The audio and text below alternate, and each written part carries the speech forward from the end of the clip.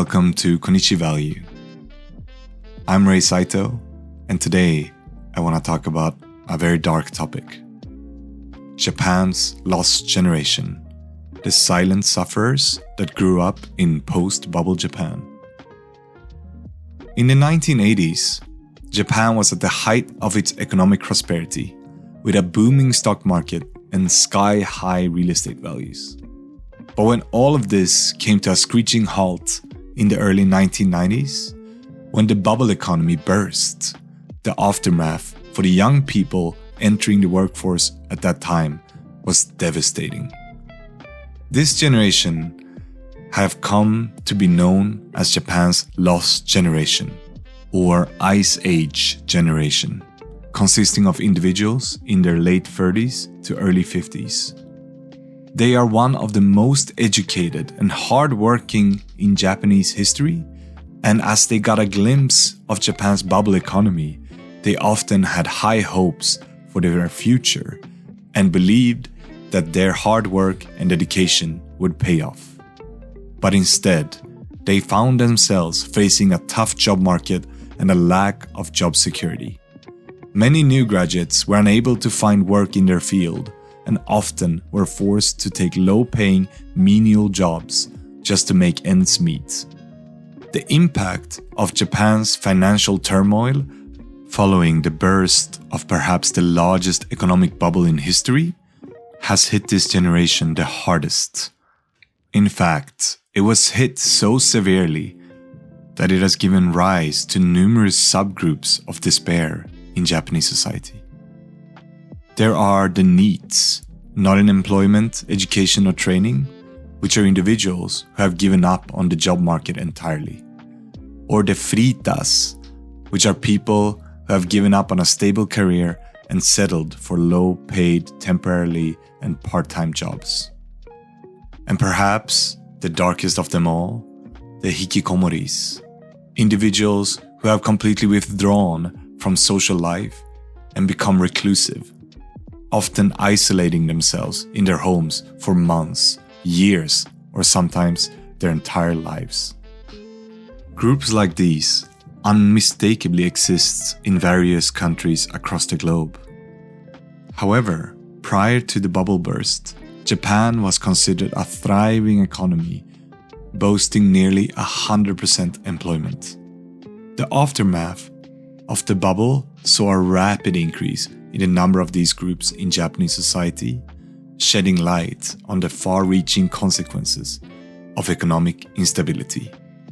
The situation was perhaps worst for those who took out big loans to achieve higher education. You see, in the late 90s, the Japanese government started to introduce policies to promote graduate degrees. These policies were an attempt to postpone graduation of people who risked graduating into Japan's worst economic recession and make them more attractive on the job market once the economy had recovered. As we now know, any real recovery took much longer than any policymaker had anticipated at the time, and most of these graduate students came out of university even more unemployable due to their degree preventing them from being employed for trainee or internship roles. This policy created a surplus of highly skilled people in Japan's relatively lackluster research field, where even the most highly regarded researchers were given part-time and underpaid positions. A tragic example of the consequences of these policies is Dr. Rei Nishimura, a true standout in her field of Japanese Buddhism. She received her PhD in literature in 2004 and was selected as a research fellow of the Japan Society for the Promotion of Science the following year.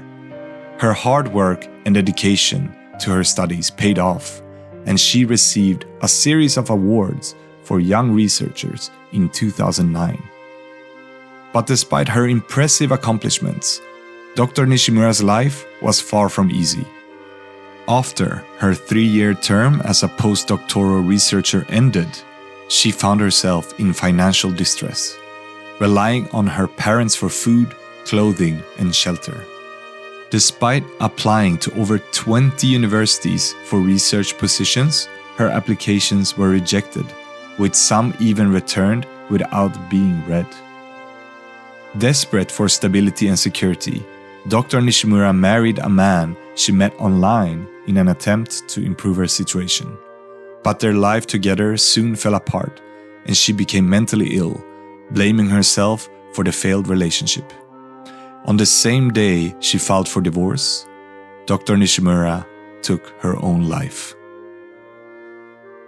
Her father, who is now 84 years old, spoke out about the tragedy, saying, "Today's universities in Japan are not looking for intelligence, but rather easy-to-use labor."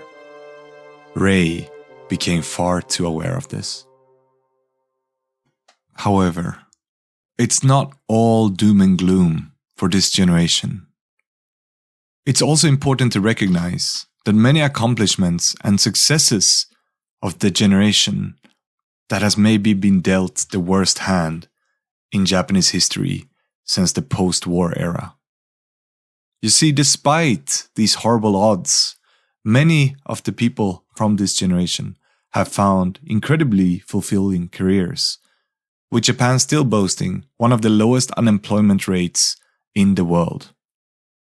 From tech giants like SoftBank to cultural icons like Masashi Kishimoto, the creator of Naruto, this generation has produced some of the most influential and successful people and companies of our time. While it may be tempting to dwell on the difficulties faced by this generation, it's also important to take a step back and acknowledge their perseverance and resilience in the face of adversity. Despite these challenges, there are reason to be hopeful for the future, as this generation continues to make its mark on the world. Thank you so much for tuning in to my channel. And if you're interested in more articles like this, please like and subscribe this video, and please visit my website, konichivalue.com, where you can find more analysis, investment advice, and news about the business world of Japan. Have a very great day. Bye-bye.